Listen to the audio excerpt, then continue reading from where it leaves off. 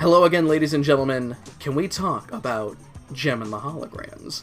That's right, once again, back is the incredible, the Can We Talk About podcast. If you don't know already, we're a podcast that has leanings towards the old, the somewhat niche. In this case, our flag is currently planted, firmly, I might add, in a review series. You said firmly. You've established that. It is a review of a series that is a neon nightmare, a pastel phantasm, a fashionably frightening fantasy, Kristen, that 80s cartoon, air quotes classic, Jem and the Holograms, or according to Taps Tucker, Jim and the Holograms. Of course, our friend Jim. I am the brackets scatting of this podcast. My name is Joe. I'm the Ella Fitzgerald. I'm Kristen. And we are experiencing Jem and the Holograms via Shot Factory's Jem and the Holograms, a truly outrageous complete series box set, as well as the wonderful world of Netflix. Kristen, what do you got on us for Netflix this week? Well, this is going up late, but I did watch all of the series of Unfortunate Events. Nice. I was going to at least try to start, but I still got so much Star Trek to watch. So very much Star Trek. Aw, man, there's only 8 episodes, and don't you want that sweet, sweet Patrick Warburton? Oh, who does Patrick Warburton play? He plays Lemony Snicket. What? Yeah, it's a weird casting in my opinion, but he does it good. I was gonna say, I thought Lemony Snicket was like a British guy. No, Daniel Handler, the person, is American. I always got a weird British vibe from the series of Unfortunate Events books. I don't know. I don't know, maybe it was like the weird, smooth spin that Jude Law put on it when he played Lemony Snicket as a narrator in the movie. Maybe. And I haven't seen that movie either. No, the movie's fine. Anyway, well, Kristen, this week for Jem, it is a doozy. It is The Jazz Player. And this is basically, it's a retread of Old Meets New, but with like a nationwide Scooby-Doo splitting up hunt in the middle of it, kinda. Yeah, there's like intrigue, adventure. Fashion and fame. Fashion and fame. Jazz and pizzazz. Whoa, this episode has a lot of terrible songs, Kristen. Oh, yes. I agree. I would say every song in it. No, I like Trapped. I'll be honest. Trapped isn't might be my. It's the best use of the saxophone, certainly. God, poor fucking Jetta. Look what she is left with is just a trap. That's not what a saxophone sounds like. Shut the fuck up, like you would know. I was talking about myself. Thank you. Oh. Never mind. I apologize for being. I don't have any room to shit on your saxophoning, Kristen. Glad we can agree. Anyway, the major thing in this episode, it's a trumpet. So let's get trumpeting here and get all jazzy and shit. And we're gonna play a pop song instead because it's the Jem theme song, and we'll play that for you right now. Me and my friends are Jem girls. Jem is my name. Exciting adventure, fashion and fame. Once you're a Jem girl, you're never the same. Come on and be a Jem girl. Jem is my name. Me and my friends are Jem girls. Jem is my name. Truly outrageous, that's a Jem girl. Glamour, fashion and fame. Exciting adventure, fashion and fame. Once you're a Jem girl, you're never the same. Come on and be a Jem girl. Jem is my name. We start off, Kristen, this episode was written by Michael Reeves, who, much like our writer last week, Paul Dini, probably did his most significant work on Batman the Animated Series. A few of the episodes that he wrote was the introduction for Poison Ivy, called Pretty Poison. That one was pretty good. The two-part introduction for Clayface, which I really liked. Feet of Clay. Clayface is a cool guy. Cool villain guy. Never heard of him. And one of the Ra's al Ghul episodes, Avatar, which... Oh, Michael Bay. James Cameron. Same thing. I like Ra's al Ghul. That episode was kind of stupid, but whatever. Michael Reeves, cool dude. He did a much better job than Paul Dini at writing a Jem episode, I think. I agree. He didn't insert his weird, let's just call it what it is, a fetish. His magic fetish. His magic fetish into the show. Michael Reeves might have a jazz fetish, we don't know. That's true. If he does, it isn't presented as one. It's a much more tolerable fetish than magic. Like, yeah, you watch music as magic and you're like, someone's getting off to this. That sweet trumpet noise is like, ooh, play that a little more, please. No, don't do that. We start off, the holograms are hanging out. They are watching Lindsay's show here, and in my notes, I'm so mean to Lindsay. Apparently she's willing to take a ratings dive to have a famous 40s jazz musician, Taps Tucker, on here tonight. Well, she sacrificed her soul to bounce it out with the Misfits later. Well, yeah, we'll talk about that as well. Despite her better judgment. And just to hammer it home that Taps Tucker is old, Lindsay's just like, I heard you on a record that my grandfather owned. Yeah, I'm watching this and I'm like, Jesus Christ, he is old. Taps' response to this is just like, oh yeah, it was, hey, I remember those times too, huh? My favorite thing about him is that before it even comes into play, he is just sitting with a very tiny trumpet in his lap like, this is me, I'm Jazz. Taps has no idea what he's doing here, probably, and neither does Kimber, because she's just like, why would anybody want to learn about a guy from the 40s? I screen cap that and put it on Twitter with the note I've made before. Kimber's such a fucking millennial. Who cares about a jazz band? Jazz bands are stupid. It's not electric. Who gives a shit? Jerrica exposits that Kimber should be interested because the Taps Tucker Quartet was a very influential jazz quartet. And then Aja says if it didn't happen last week, Kimber doesn't give a shit. What a bitch. She was a bitch, she was a bitch. Jerrica then shushes everyone because it's just like, oh, now this is the part that I wanted to hear. She has telepathic power, I guess, because she knows that Lindsay's about to ask Taps Tucker to play his trumpet. Yeah, was it like in TV Guide or something where it's like, he doesn't know it, but Lindsay's gonna ask the trumpet man to do the thing. Lindsay's just like, well, there's a few minutes before the Misfits interview, Taps, so why don't you go blow on the old horn in the meantime? So that's the problem. She said the Misfits' name and summoned them. Said it in the mirror once. Said the Misfits' name once. Yeah, all you need to do is whisper the Misfits, and they're like, who do we need to kick? We're here to wreck up shit. So ready to bash some nerds. Taps brought his prized trumpet with him. It's the only one that he can ever play, and that comes into play, Kristen. Hey, Joe. Yes. Didn't you play the trumpet for like 2 months? Yeah, 4th grade when you could be part of band, and I was like, oh, I want to play the trumpet. That seems pretty cool. It was not so cool after all. It wasn't. For my tiny, frail 4th grader body, carrying around a trumpet was a lot of work. Joe, do you remember what instrument I played in band? Drums. Yeah. So, your even tinier sister carried around a snare drum on her back. It made me strong, is what I'm saying. It's stronger than I. Yep, my teeny tiny shoulders, the only thing that they had going for them is all the milk that I drink. So Taps stands up and heads off to some other area of the set. He can't just play his trumpet in front of Lindsay unless he It shows him like moseying over there, like he's like a little bit lost or something. Like, where are you going? You couldn't just stand up and play? I'm assuming he went over there because it's the area with the spotlight. I guess so. So he starts to a little bit. Playing that electric guitar, great. Okay, now you're criticizing my mouth trumpet. The orphans are all kind of like swaying as they listen to this trumpet, and I don't know if they're like interested or if they're kind of fidgeting because they're bored. Bonnie is like, I could use this as background music for my noir detective series. Well, give me Taps Tucker on the line. That's Taps Tucker sounds like a case of, Bonnie's Junior Detective Agency, the case of Taps Tucker's missing horn. Bonnie solved it. She slipped Jerrica a note. Eric took the trumpet. Yeah, there's no way Jericho would have been able to figure out herself. Like, come on. Also, Mrs. Bailey is here, and she looks like 20 years younger than she's supposed to be. Yeah, she looks like the 6th hologram. Kimber also remarks just how good the trumpet sounds, and it's not even electric. Kimber, we've been over this. Fuck you, Kimber, you forgetful jerk. Old meets new happened. So the Misfits had a bit of a delayed warp in here as well. When Lindsay said the Misfits before, Pizzazz must have been doing some kind of terrible ritual to summon themselves. She was cutting her toenails. Her talons were getting too sharp. Because they're watching the TV here, and Taps just stops playing, and everyone gasps, and we cut back to the TV, and I don't know, the Misfits are already, hanging off of him. They surrounded him. So either the Misfits warped in out of nowhere, or nobody bothered to stop the Misfits from walking over to Taps. No one said, hey, don't do that! Don't! Pizzazz is bored and wants to be interviewed already, so she's just like, get out of here, trumpet man! Nobody wants to hear this old, boring garbage, even though I think not Roxy says that. Yeah, well, either way. I wonder how Jetta feels about all this being a saxophone player. Were you supposed to be employed, Pizzazz? He's saying I'm not adding anything of value to the band. Shut up. That might be correct. We'll put you in a song later, Jetta. Just shut up. Okay. And then Pizzazz tells Taps to take a hike, Jack. Yeah. Song number 1 of the evening. Jack, take a hike. Take a hike, Jack. So it's this song again with, slightly more creative visuals, I guess. It's been used in the exact same context, essentially. Instead of trying to evict people. Instead of trying to evict people, it's trying to get a guy off the Fuck stage. your rent-controlled apartment!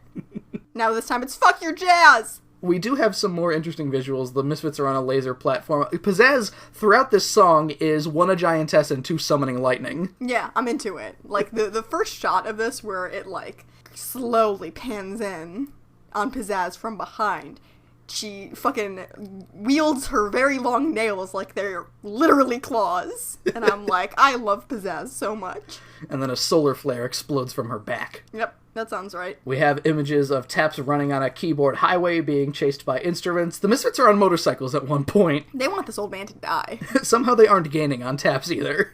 He runs fast. Basically, Jack Take a Hike, it's the same terrible song that I hate, except when before it was supposed to be annoying. This one, it's just, again, it's the same song. It's, maybe they're trying to be annoying to Taps, I don't know. Lindsay lets them play it. If they're playing this song on Lindsay's show, I think this is a bad look for the Misfits, because it's a terrible song. Oh well. Oh well, yeah, Taps falls into Pizzazz's eye, and it's all over. When we come back, Lindsay says, Pizzazz, that was rude and uncalled for. And I screen capped that and posted it on the CWTA Twitter and put Gem and the Holograms 1985. Kristen, Lindsay once again compromised her morals for ratings under the flimsy guise of having the Misfits promise they wouldn't do stuff like this. Please, Lindsay. Nobody believes your shit. Yeah, my note right after that. Oh, Lindsay, just admit you're in it for the money. Even Jenna's like, I haven't even been here before, but come on. I don't know who you are. Give it a rest. Shut up. Impressions constantly moving more like, you just sound like Billy Idol. The kids want to hear a real now group like the Misfits. And then Pizzazz goes, and another thing. And then the TV gets shut off. And I'd like to think that Pizzazz either launches into, like, a completely unrelated tirade or, like, starts a comedy act. I like that. Hey, did you ever... Man, Gem and the Holograms, fucking right. Now that I'm thinking about it, actually, I need to put that camera really tight in on my face, which they do, by the way.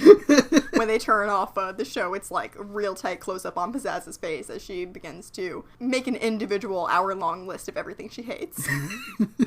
Just pulls it out of her pocket, and then just it's the comic rolling of like, all right, here we go. Number Hang one. on, I actually came prepared. Thank you so much for giving me this platform. Jerica Benton, hate her. Gem, hate her. Kimber Benton, the worst. Aja Leith. I don't really know who she is. Who? I didn't even know that was her last name. That's interesting. Anyway, Shayna Elmsford? Elmsford, right, yeah. Yes. I didn't know that either, huh? I'm learning a lot right now. I'm not sure who Rhea is. Who is Carmen Oh, Rhea. Right. Okay. Craig Phillips. Sorry, Stormer. Not a big fan. Oh, and now that we're on the topic, Stormer. Don't like her. You're a bit farther down the list, Stormer, but I think I should bring you up here just so you're right next to your brother. I think that's only fair. Family gotta stick together, right? Don't like Roxy. Don't like Jetta. Great. Oh, and I'm sorry, there's the number 0 on the list, and that is Eric Raymond. Eric Raymond, wish I could murder him with a hammer right now, but... Yeah, he's on a different list. Signs my checks. That was a good bit. Anyway... Jerica again states the importance of Taps Tucker, and Aja gives the idea, like, what if we brought the band back together, the kids would totally appreciate it, because according to Shayna later, apparently there's a jazz revival going on. I wasn't alive in the 80s, sure, why not? Jerica also, like, takes this idea and runs with it, like, we are literally the only people who can ever make this happen, let's do it. So, Kristen, there is, even though I say that this episode was written better than Music is Magic, there's a bit of TV magic at work here, I'd say, where... Oh yeah, the timeline makes no fucking sense. Not only the timeline doesn't make any sense, but the fact that we call into Mark Rockwell later, the guy who will give the Taps Tucker band the second chance. He's not the only guy who's going to be able to give them the second chance. No, I guess they just, this guy, he gets it. For some reason, the stars all align to create this timeline for Gem and the Holograms that they have to abide by.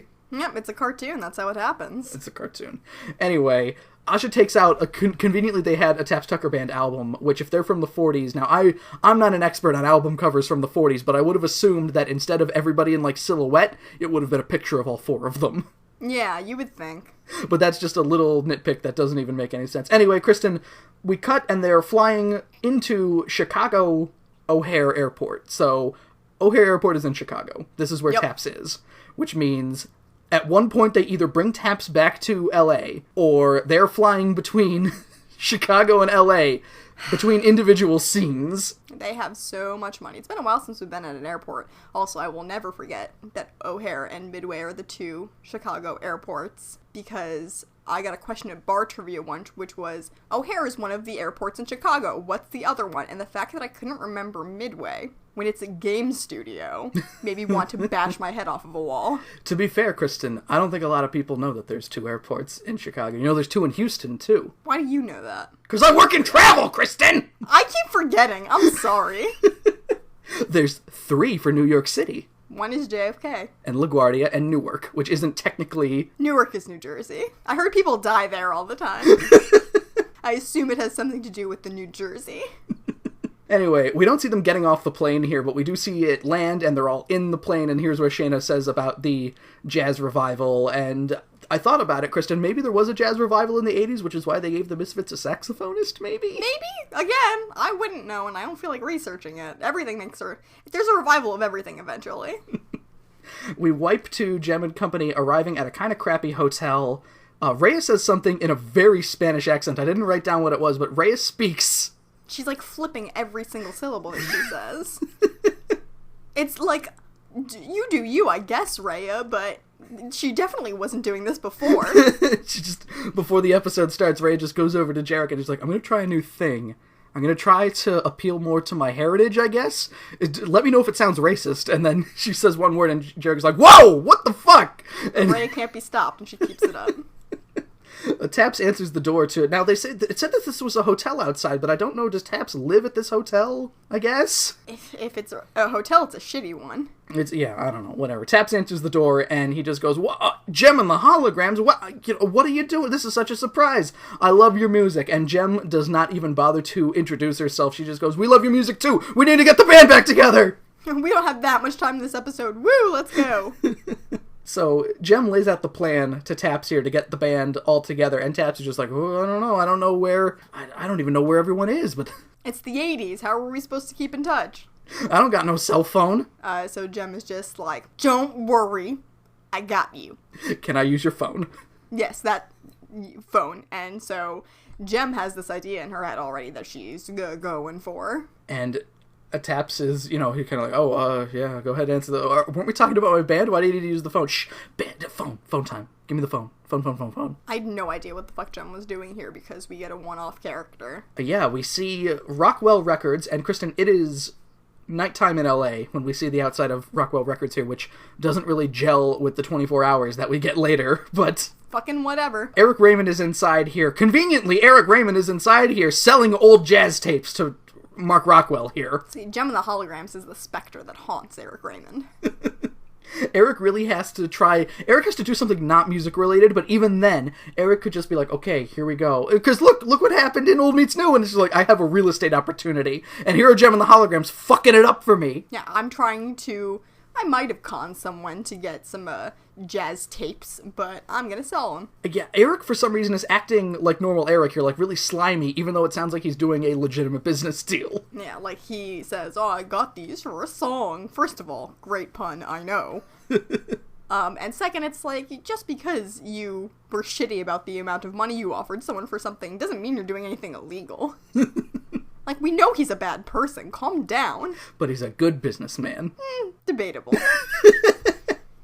He didn't drop the Misfits yet, so maybe not. No. So Rockwell gets the call here. Apparently, yes. Oh, for some reason I wrote, apparently this is the friend Jem was talking about. How convenient. But yes, Mark Rockwell apparently knows both Jem and Eric Raymond, and Rockwell has the conversation here of just like, oh, Taps Tucker, wow, that's pretty amazing. And you can see Eric getting more and more pissed, and he puts his hands on his hips at one point. Excuse me, I'm right here.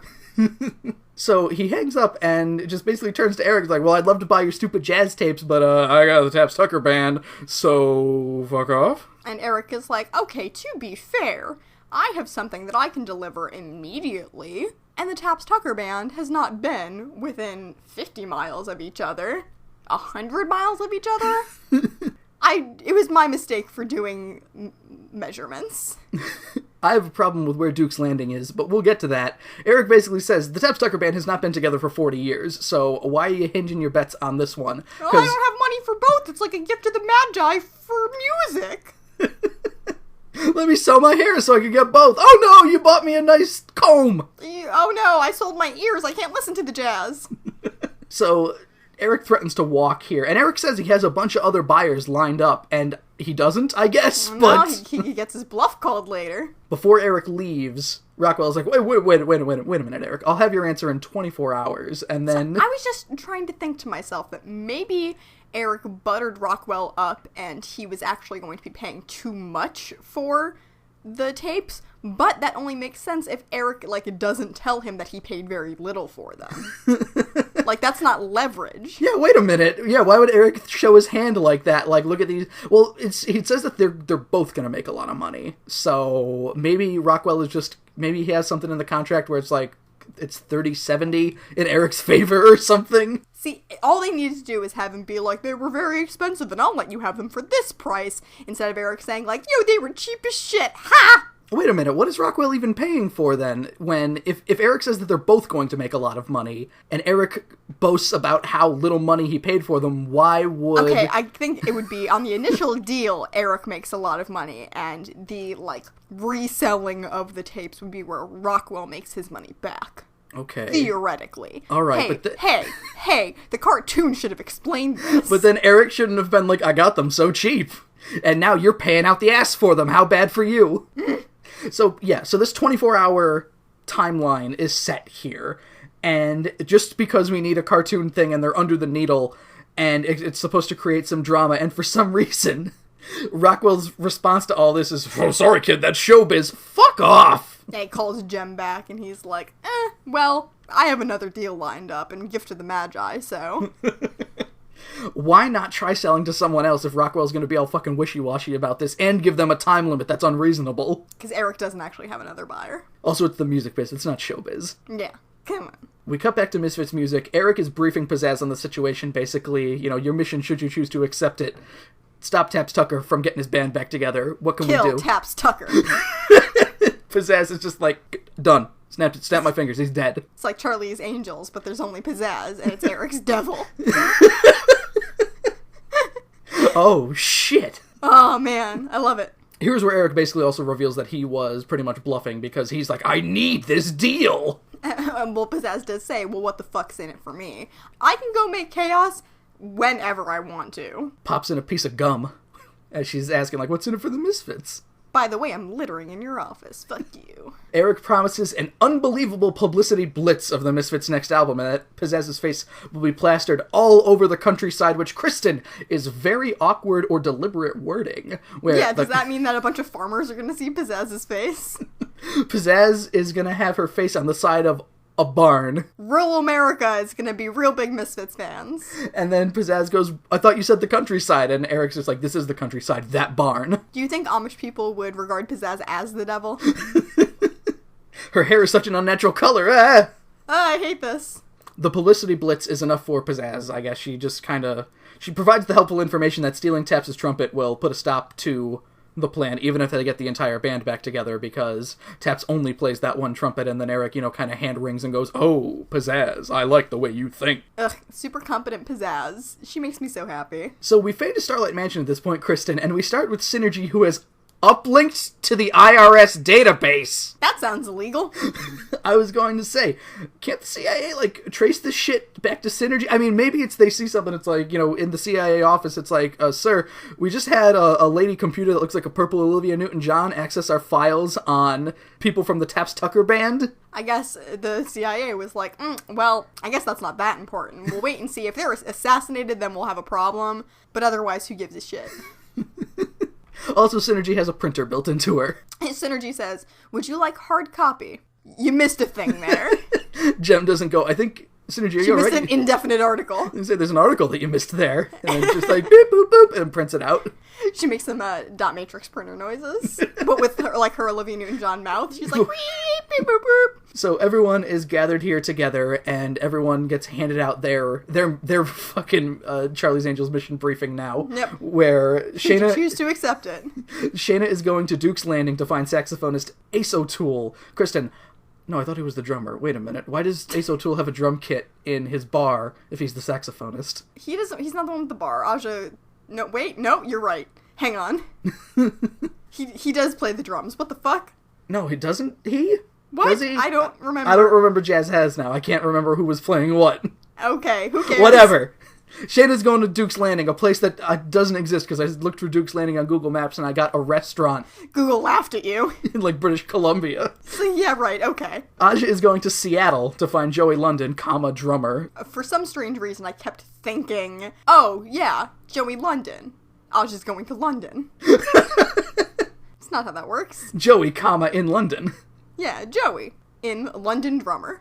Kimber needs to go to Houston to find a bass player, Dave Wilson. And Kristen, because we end up in a dome stadium later, can we assume that they are at the Astrodome? I guess so. They're back there again. The World Hunger Shindig Part 2! Yeah! Kimber's like, I'm having flashbacks. At this point, Bonnie walks out with the phone and has her only line of the episode where she goes, telephone! Secretary Bonnie. And she hands it to Jerrica. Now, Kristen, was Taps calling for Jerrica or Jem? It doesn't matter because they both answer the phone the same way.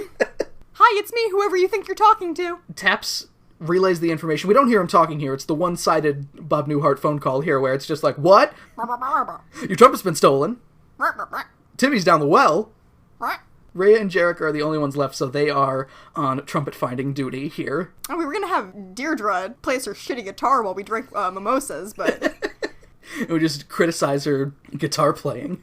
Yeah. Throw things at her. Like soft things, like pillows. Tomatoes, rotten tomatoes, you know. Everybody rides off in the Rockin' Roadster. Everybody gets their own, like, cool... There's, like, 4 cool cars in this episode, Kristen, for some reason. I don't know if Michael Reeves really likes cool cars or what, but everybody has, like... I don't know, we'll get to it when we get to it, but the Rockin' Roadster drives off, and Jerrica goes, make sure you get them, because we only got 60... They can't hear you anymore, Jerrica. We were sleeping, and now we have less time. We cut to the rat hole at this point, Kristen. Tech Rat wearing a weird, like, $6 million man zip-up fucking tracksuit jacket and gloves. I was going for a jog, and now you got me looking up the airport reservation data bank. How am I supposed to maintain my guns? I don't know what voice I'm doing. But yes, Tech Rat has tapped into the airport reservation data bank, and one of them is O'Hare, which was where they went earlier in the episode, which I don't know if that implies that they had to go back to Chicago, and that's where Duke's Landing was, or if Duke's Landing is, like, outside of L.A. to where Shayna could drive there. It's in Cartoon Nowheresville. It's in Cartoon Nowhere. Doesn't matter. It's near water. Eric says the trumpet wasn't enough to stop them, but the Misfits promise to stop the hologram's progress because Misfits, your mission should you choose to accept it. A lot of that in this episode, huh? We wipe to Seattle. It is raining, of course, because it's Seattle. That's how you know. And the Space Needle, of course. Rain in Seattle. Space Needle. It's everything I hoped it would be. Rain in Seattle.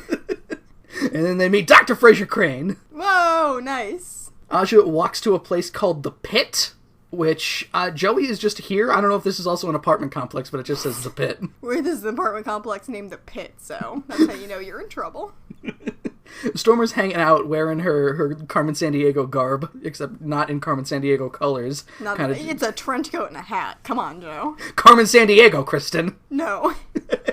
She's hanging out outside and starts to mess with the car that Aja brought with her. Now, this car, Kristen, it looks kind of shitty. It looks weirdly like the General Lee from the Dukes of Hazzard, but instead of the Confederate flag on the top, it's just black. Okay, like, why not? And Stormer is also able to mess with the car just by reaching her hand into where the engine is and just taking something out. Pulling some sort of... a random cylinder. Thankfully, she didn't rip wires with her hand or something. That would be a little bit hardcore. In the rain, as well. Yeah, don't do that. She just takes a coffee cup out of there, and she's like, I don't know what this was doing here, but whatever. It made the car go, I guess. Not only that, she leaves the hood up, which is really obvious that the car was tampered with, which I guess good, because Stormer isn't really the danger here. It's the 2 loan shark toughs that walk past her.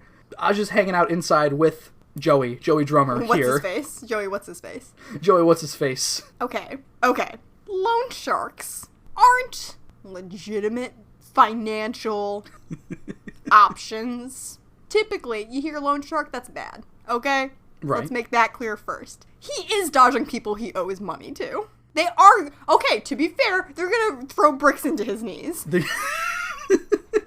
I was gonna say, Kristen, they have every right to bust his kneecaps. Yeah, like, violence is not the answer. Peaceful resolution, right? We can agree on that. He does owe them money. And he also runs away. Yes, exactly. I'm saying, Joey, get your life straightened out before you do a reunion with your band, maybe. They follow him all the way to LA, and then in the middle of the first performance, hit his knee with a brick. They shoot him in the leg. It's like Last Resorts all over again. Oh, fuck you, leave me alone. Who is that? The bank. I owe the money. So anyway, these two toughs are just like, yeah, Joey, you owe us money, because they're about to leave. Now, I think we skipped the entire scene where Joey exposits that he is in debt up to his ears, so... Hey, I feel you, Joey. And then, yeah, when they get confronted by the people who are going to break his kneecaps, Joey just decides to run away. And Aja follows, and they run to the underground city, which, Kristen, I didn't look at what Seattle's infrastructure is. I don't know if they have an underground city. They probably do. It seems wrong to me, but I've never been to Seattle, so... I've only seen the extravagant world of one Dr. Frasier Crane. Mm-hmm. He had a very nice apartment. And a dog. Tossed salad and scrambled eggs. So they run into the underground city here, and they find themselves at a dead end almost instantly. We have a very awkward end to segment 1 here, where Aja and Joey are trap. Baby, they're trapped. Yeah! Segment 2 starts, the loan sharks are still looking for them, and they have the exchange of, we gotta get out of here. But how? And then we wipe to Duke's Landing because we don't find out. We leave them to their fate. So, Shayna got a way better car than Aja did. Aja's looks like a shitty General Lee. Shayna's looks like a blue Knight Rider car. Yeah, that's what Shayna's been doing with her sick fashion designer money. I want Kit from Knight Rider, but I want it in blue? Yes! Now I'm whatever the name of Michael Hasselhoff's Knight character is in that. Really? Yeah. That's disappointing. I think it's Michael Knight. I was saying, again, why do you know that?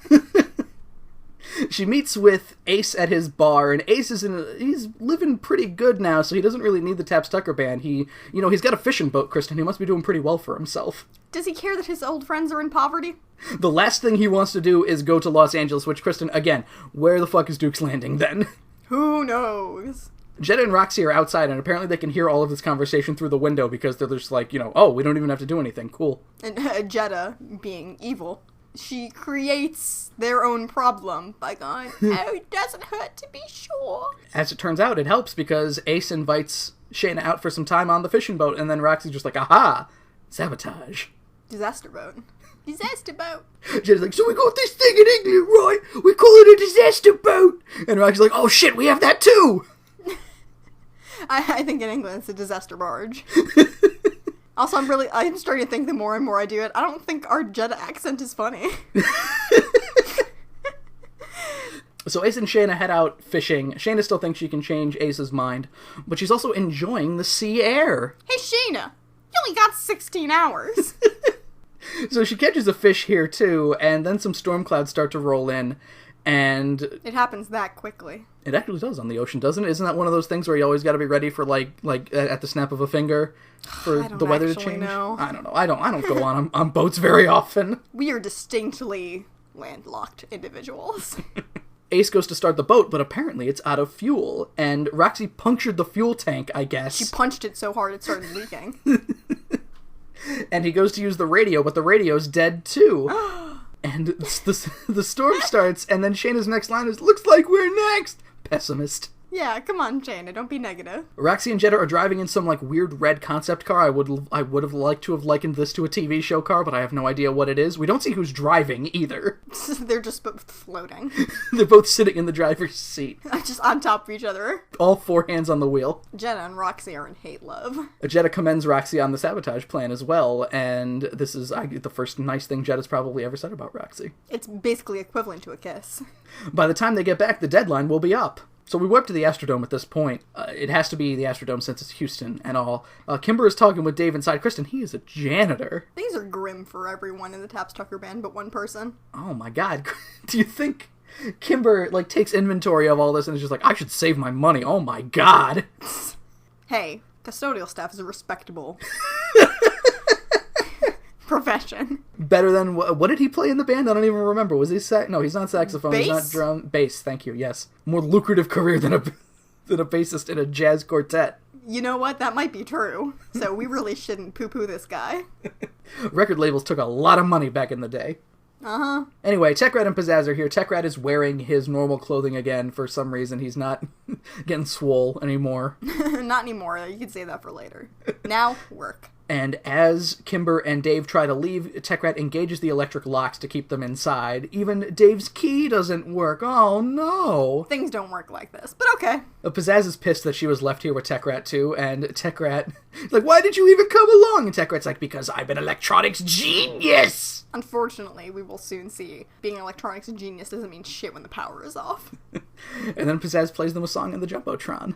Nice. And good thing she has video of the other Misfits who weren't there. Anyway. Song number 2 of the evening, which we'll play for you right now. Trap. Ain't going nowhere, baby, face the facts. Got you where I want you, you might as well relax, relax, relax. You're trapped, and you can't break out your trap. Though you scream and shout, you're trapped, trapped, trapped, trapped, trapped. Baby, you're trapped. Baby, you're trapped. No one's gonna save you, you're in sorry shape. Fight it all you want, so there's no way to escape, escape, escape. You're trapped, and you can't get free. You're trapped, baby. Don't you see? You're trapped, trapped, trapped, trapped, trapped. Baby, you're trapped. You're trapped, and you can't break out. You're trapped. Though you scream and shout, you're trapped, trapped, trapped, trapped, trapped. Baby, you're trapped. Baby, you're trapped. Baby, you're trapped. So, Kristen, I know that I'm pretty sure I've shit on Trapped before, but it's the best song of the episode, and not a bad song. I enjoy the sequence way more than I remembered enjoying it, because it's just like Pizzazz's dark machinations. I mean, there's not much visual-wise to this video. It's the music video of the Misfits. It's a music video within a music video playing on the Jumbotron, as well as Kimber and Dave running around trying to open doors and being unsuccessful while there's fucking lasers flying everywhere. Hey, this song is smooth as hell. It is. No, the Jetta sax, might be the only time of the 2 songs that ever have the saxophone. Stormer is like, finally, I got to write some sax music. Get that fuller sound that I wanted 10 episodes ago. Jesus Christ, it takes so long to push this stuff through. The only other visuals that are in the song, really, are just cuts of other people, like, Aja and whatever that guy's, Joey running away. Joey in London, in Seattle, running away. Joey London. And Shayna and Ace still in the middle of the storm. See, I did that thing again where I said Joey London as if that wasn't his actual name.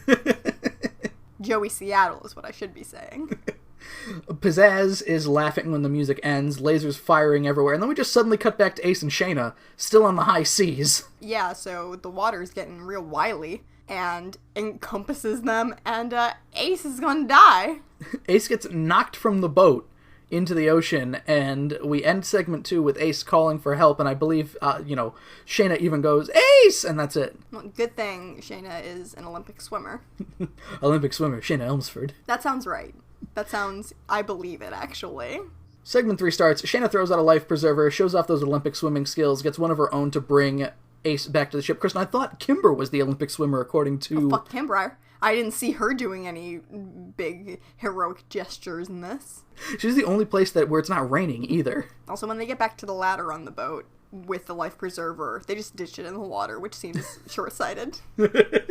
We might need that later. Well, they don't, so I guess it turns out okay. And we wipe back to Aja and Joey at this point. They're still hanging out in that same spot, even though it's, showed earlier in the music video. I mean, it's a music video, so I guess, Also, unless...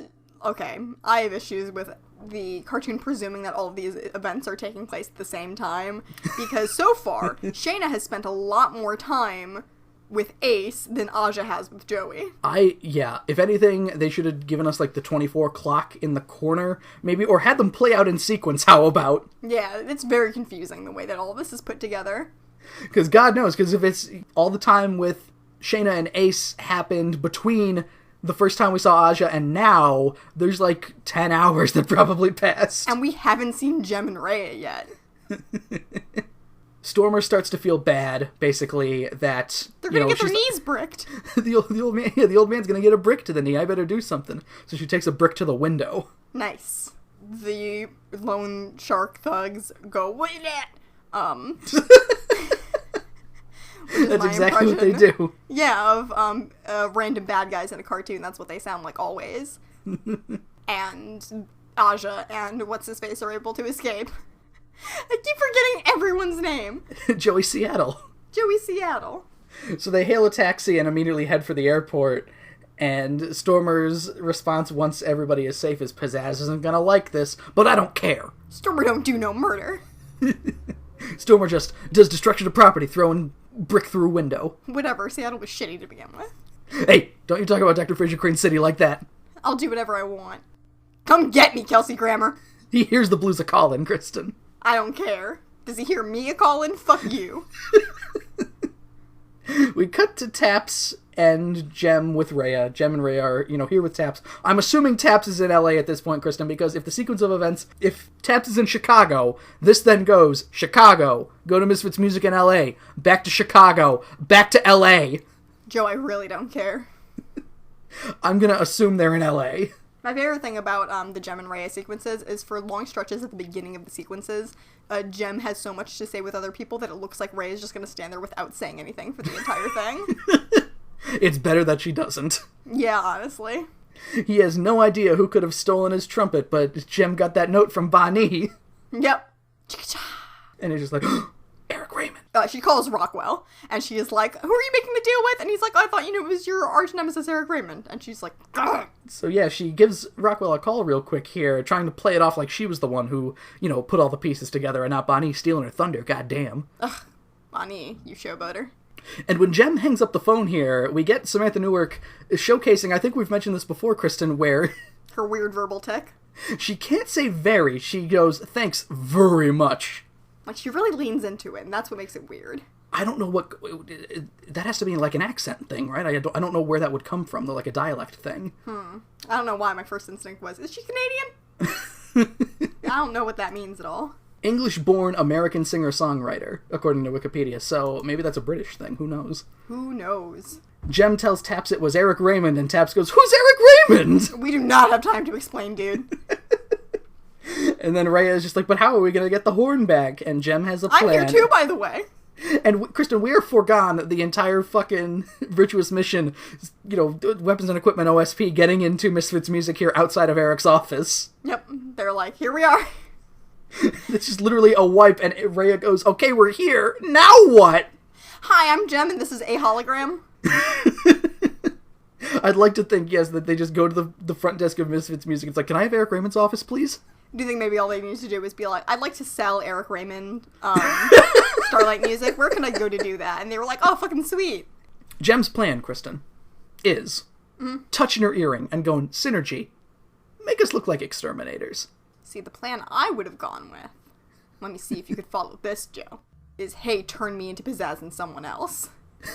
And then you go in, you kick the cupboard that has the horn in it open, you take the horn, and then you leave. And you don't have to do all of this weird rigmarole with Eric. It just has to be Pizzazz comes in and goes, where's I'm gonna use this as a bong, I'm taking it. Where's the stupid trumpet? And then Eric goes, you're the one that brought it in here. And then she kicks Eric in the shin. I'm gonna eat this trumpet, bye. But no, it has to be more complicated than that. So they're given basically jumpsuits and like medical masks and hats, but they still look like Jem and Rhea underneath all of that. Whatever, so they pretend to be male exterminators when they go in? No, I mean, Jem puts on like a sort of macho affectation to her voice, but Rhea, here's the thing, this is when I really noticed that Rhea sounds like she's doing a really, really, really Spanish thing, and I thought she was playing it up for the exterminator angle, but I don't think she is. It's very weird. Eric expresses confusion when the exterminators come in here going, but I don't have any bugs! None except the big one sitting at the desk.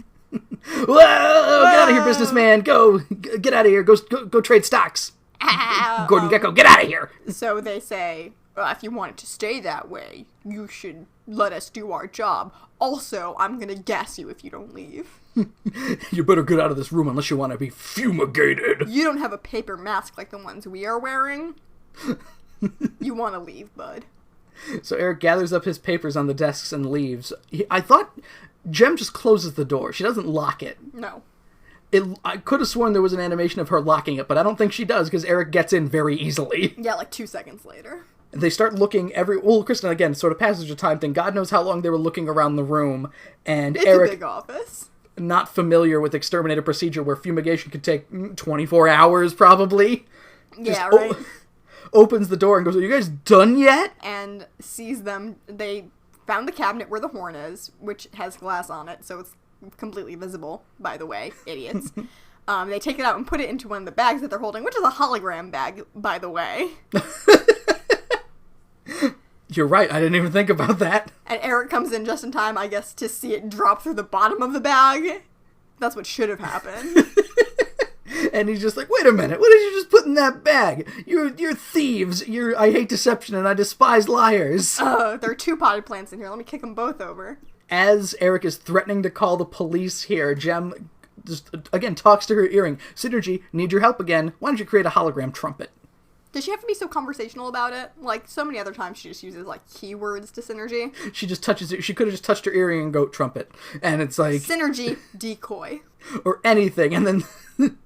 No, she need to be like, "Hi, Synergy, I'm sorry to bother you, but if you have a moment, I would really appreciate it if..." And Eric's like, "What the fuck?" And then Jem, once the hologram trumpet appears, Jem goes, "Is that the horn you mean? We are professionals, mister, not thieves." Rhea says, "We will not stay here and be insulted. Adios."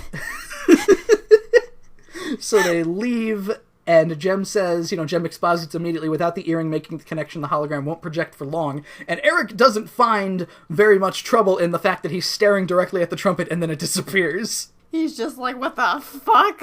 And then goes to chase after the liar exterminators. And runs right past 2 potted plants, which, it's Jem and Rhea, and then Rio comes and kicks them both over. And then they're on the floor when they become real people again. They're like, "God, Rio, jeez." We're back at Taps' hotel room in LA, presumably again, because again, this place can't be Chicago because that would make no sense. Taps, Dave, and Joey are all meeting for the first time in a long while, but Shayna and Ace are still missing. And Rhea goes, "Oh, well, we better head to Rockwell's office now if we want to be there on time. They better know to find us." It's been a while since we've seen Rio, huh? Yeah, huh. He wasn't there. He wasn't on What a Magic nice Island. change. Yeah. I'm into it. Sorry, I was just thinking, like, no Rio. It's great. We cut back to Ace and Shayna. They're hanging out on the boat, kind of just, like, blanketed up, because they're probably very cold. I would assume so. And they see the Coast Guard. The famous Coast Guard. All of them on one boat. Ace is happy he brought along a flare gun to hail them, and the flare gun makes, like, a laser noise when he fires it. Phew! And they're saved. Yep, we immediately cut to Shayna and Ace coming ashore, thanks to the Coast Guard. Shayna's like... How many hours later? God. Shayna goes, "Well, may as well get back to Jem, because, tell them you don't want to play it. They're going to be really disappointed. It's too bad." I mean, I did just, like, hey, near-death experience didn't make you want to play whatever instrument it is you play? I forgot. And Ace goes, "Well, you know what, Shayna? I owe you my life. I could give you anything. How about another round on the boat? Let's go!" No? How about you go get your instrument, whatever it is, and we get on a plane? Or in a car? It's unclear. Or walk. Who knows? We get there on time, so it doesn't matter. We wipe to Eric with Rockwell. Eric points to the clock. It says 4 p.m., Kristen, so... I don't know... It doesn't seem like it's winter in LA. Daylight savings didn't just happen? It being dark at exactly 4 p.m. could only really happen in the December months. I don't know, Kristen. I don't either. I have no explanation. Again, we don't have the 24 clock anywhere, so I don't know. So he says, "Hey, Rockwell, sign the deal or I'm leaving." The holograms arrive just as Rockwell starts signing. He really only signs his first name on it, just Mark. Mark R. That's me, Mark R. And he's pretty amazed to see Taps Tucker in his band, but where's Ace? It's not a band without Ace, and luckily he shows up 2 seconds later with Shayna. We actually saw you guys enter the building. We were, like, right behind you, but we didn't feel like saying anything. They all group hug, better late than never, and then Rockwell sets us up for our third song, so let's see what your jazz has. Who thought this was a good idea? Kristen, we are going to play Jazz Has here, but I just want to, so it doesn't blindside you like it does us. You, the audience, and not you, Kristen. Mm-hmm. Jazz Has starts, and 0.1 seconds after it starts, Jem starts scatting, so... Just get your ass ready for that. You're probably gonna laugh, because I know I did every single time it happened. I mostly cringed. Song number 3 of the evening, Jazz Has. Skibbity-bop-bop-bop.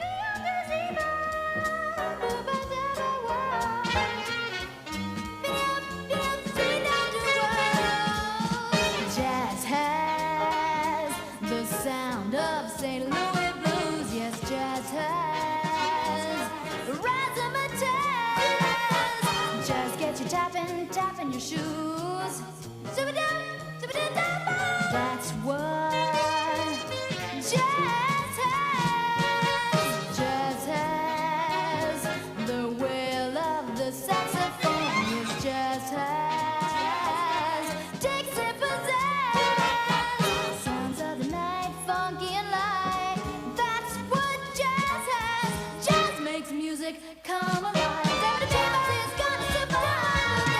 Jazz has the power to comfort you. Yes, it has all of the jazz. Jazz get you tapping your shoes. That's right, jazz has. So, Kristen, Jem is no Scatman. That she is not. Jazz Has is a song that sucks. Man, we even put like the same question mark affectation on it. We really are on the same page. It's a song that's structured oddly. There's little to no rhyming. No, it's It's like they thought jazz has was enough. oh, they do get Jazz Has Dixie pizzazz at one point. Yeah, someone thought it was a good idea to make pizzazz one of the words that rhymes, as if we don't have a permanent association with pizzazz being something evil. I was gonna say they could have done razzmatazz, but they do that too. They do razzmatazz. So, okay, whatever. Not too many things rhyme with jazz. It's a song that, I mean, it's more hilarious than bad. It's I'm coming from behind, basically, for me. I think, like, I'm coming from behind at least has, like, a melody to speak of. This is just kind of like jazz has. Another line here, you think it's gonna rhyme with something else, but then it doesn't. And then Jim just starts scatting again. Scoobity-bop. And it just kind of ends, too. There's no, like, flourish or... Nope. I mean... Rockwell loses his goddamn mind over it. Well, Kristen, we have a lot of stuff here. I mean, like, the visuals of the song itself, music notes flying everywhere, there's dancing piano keys and shit, and then Everyone did drugs. we have a very... Again, this song could not have happened in reality, even though they did... It seems like with all of them, that none of them are holding their instruments in the next scene either, so... No. Like, okay, whoever the drums asshole is didn't bring his drums. So, basically what happens when we get back to Rockwell, and he goes, wow, that was banging! Like, did they just sing it in front of him? We wrote this on the way over, even though none of us have ever played together before. And Rockwell says if they put that song on the album, they got themselves a deal. But Eric's like, well, you already signed my paper. And Rockwell's like, I started signing, but I didn't finish. Aha! Aha! Caveat! Loophole! He signed it with his left hand, so now he doesn't have to marry Eric. Then he rips the papers up. What is that a reference to, Kristen? A series of unfortunate events. There we go. Very good. There you go. Thank you for recognizing that as a reference. Well, I mean, when you have that much detail in something, I'm sure you notice it when I do it too, Kristen. Yep. Eric calls them has-beens and then leaves defeated, and that's all we hear from Eric again. He takes this he'll probably just sell it to somewhere else and get not as much money. Yeah, so whatever. Pizzazz's face will have to just deal with being plastered over, like, I don't know, a third of the countryside. That's still pretty good. Over a cow. Just, skywriting that just says pizzazz. Doesn't even say the Misfits, just pizzazz. She's like, this is what I wanted, pay for it. And Eric's like, fucking whatever. So they're all outside of the record company now, or, Rockwell. Is it Rockwell Records? Doesn't even fucking matter. Whatever. Ace thanks Shayna for asking him to come back, and Taps thanks Jem, and he says, we're going to dedicate our first album back to Jem and the Holograms, because I forgot to say, I can't believe I waited until the very end to say this. Taps can't say Jem, he says Jim. So there's a jazzy music sting at the end, and I really, really expected the episode to close out with Jem just scatting one more time. Yeah, it just ends with the end of Jazz Has, with it, that's right, Jazz Has, and that's it. Fuck off. That's, what, in my memory, it ends with her going scoobity-bop one more time. So that was the jazz player, and in all honesty, Kristen, not as bad as Music is Magic. Definitely not. No. We're going back into a slow upswing. It might well, given the next episode. Yo, I fucking love the next episode. It's some straight up bullshit. I gotta say, the animation is a bit better in this one, too, which it didn't have, people's animation cells not being fully fucking centered. Whatever. Doesn't matter. It just had... It didn't have a shitload of stupid idiot magicians, either. Yeah, no one needed to show, this is me, and also my magic. Let me demonstrate 5 times in a row. Hi there, I'm the saxophonist in the jazz band. Yeah, we didn't have that, which I appreciated. Now is the point in the evening where we will list off all of the fun contact things where you can reach us. You can find us on the Twitter machine at CWTAPod. You can follow me at Octopus, that is AWKTAPUS. You can see me calling out iHeartRadio for forcing me to save a Maroon 5 song to my playlist and then not being able to remove it at FunnyGirlTM. Like trademark. You can find us on the iTunes, on the SoundCloud, on the Stitcher Radio. Leave a rating, give a review, do whatever you feel like. You could also reach us, Gmail, cwtapod@gmail.com, where you can tell us where the fuck Duke's Landing is, or proper scatting techniques that don't make you sound like a hilarious, stupid dumbass when it's applied to music. Yeah, someone teach Britta Phillips how to scat. Next week, Kristen, this is a low swing for me, but a high swing for you. I guess we're going in the fucking, it's the tube running section at the end of Chemical Plant Zone here, where it's the helix. That was Whatever. a deep one. Well, alright. I knew what you were talking about, so. It is a dance episode called Dance Time. This episode really scratches that so stupid I love it for me. It's not Renaissance Woman levels of stupid bad. We did watch this one recent enough. When did we watch it? Like November, maybe? Oh, who knows, but the point is, if you guys need, like, a hook to why you should tune in next week, Dance injures herself so badly. There are screenshots of this on the internet that she ends up in a wheelchair, and her friend she makes the physical therapy is like, well, have you just tried walking? And she goes, I can't. And he goes, yes, you can. And that sets the tone for this episode. Next week, Kristen, it is Dance Time. Time to die. For the Can We Talk About podcast, my name is Joe. I'm Kristen. And join us next week for some more Jim and the Holograms. Checks in the mail.